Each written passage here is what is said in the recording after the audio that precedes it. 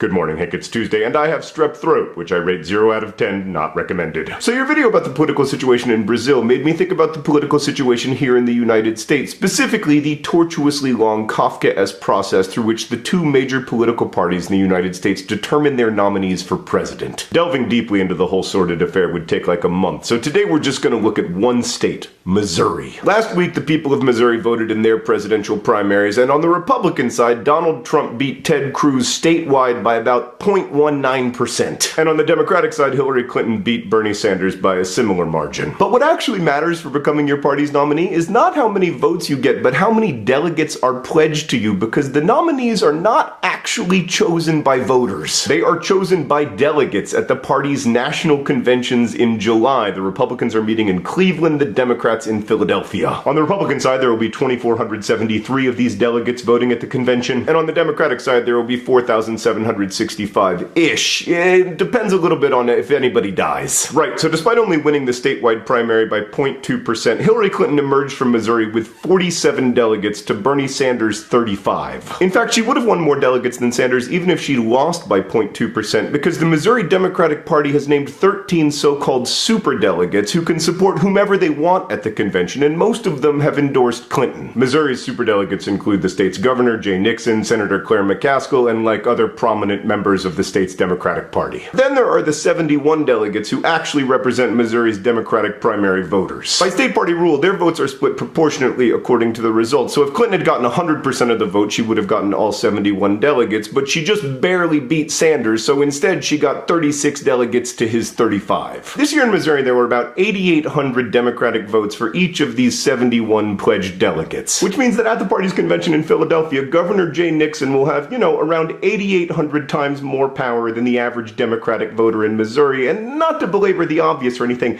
that's not a power distribution generally associated with the word democracy. But wait, there's more. Over on the Republican side, Donald Trump beat Ted Cruz very narrowly statewide, but emerged with 37 delegates to Cruz's 15. And John Kasich, who got 10% of the vote, won no delegates at all. But it wasn't all bad news for Kasich, because on the same day in Ohio, he got 47% of the Republican vote, but all of the state's 66 delegates. That's because the rules of the Republican state party in Ohio dictate that whoever gets the most votes gets all the delegates, whereas the rules created by the state party in Missouri dictate that if no one gets 50%, the winner gets 12 delegates, and then 5 delegates go to the winner of each of Missouri's 8 congressional districts. Trump won the state and 5 of the congressional districts, ergo 37 delegates. Alright, this is going to get a little complicated. A bit of context for non-Americans. There are 435 congressional districts in the United States. Each of these districts elects a congressperson every 2 years who goes to Washington and fails to pass a budget. Presumably they also do other things, but the main thing is to make sure that we don't accidentally pass a budget. Each state gets a certain number of congressional districts based on their population, and after the 2010 census, it was determined that a smaller percentage of Americans lived in Missouri, so they lost a congressional district, while fast-growing states like Arizona and Florida gained districts. But this losing a district offered the state of Missouri an opportunity to redraw its congressional boundaries. Back in 2010, there were 6 congressional districts represented by Republicans and 3 represented by Democrats. If one of those had to go, the Republicans obviously wanted it to be a majority Democratic district, which is what happened because 1, they controlled the state legislature, and 2, one of the Democratic congresspeople helped them because in that process, his district became even more Democratic. Now he's less likely to lose his job. Today, congressional districts in Missouri are drawn mostly in a way that makes the elections within them extremely lopsided. Like in 2014, the 1st congressional district in Missouri voted 73% to 21% for the Democrat. The 3rd district, meanwhile, voted 68% to 27% for the Republican, etc. But per Republican state party rules, no matter which district you win, you get the same 5 delegates. Like in Missouri's 1st congressional district, about 34,000 Republican votes were cast. In the 7th district, it was closer to 150,000. So just by virtue of living in the 1st district instead of the 7th, your Republican primary vote is 5 times more powerful. In short, Hank, all of this is extremely complicated, and none of it is particularly democratic, at least not in the straightforward way we usually imagine democracy. Political parties are weird institutions in the United States, like they're simultaneously public organizations and private clubs. They make their own rules, the rules are constantly changing, but in many cases the rules are regulated by the states. And political parties are powerful, but only insofar as their supporters allow them to have power. Also, they don't really have card-carrying members, but almost every nationally elected figure belongs to one of them. Now, some of this is a legacy from a time when the United States was openly suspicious of what we now call voting rights. I mean, for most of American history, most adults couldn't vote, and political parties served partly as a check against revolution or radical change. In fact, the nominating process has become much more democratic over time. Like as recently as 1968, only 34% of Republican delegates were chosen by primaries and only 38% of Democratic delegates. And for the last 10 election cycles in both parties, the person with the most overall primary and caucus support has also been the eventual nominee. But that may not be the case this year, and it remains to be seen who will actually wield the power when the party and the people disagree.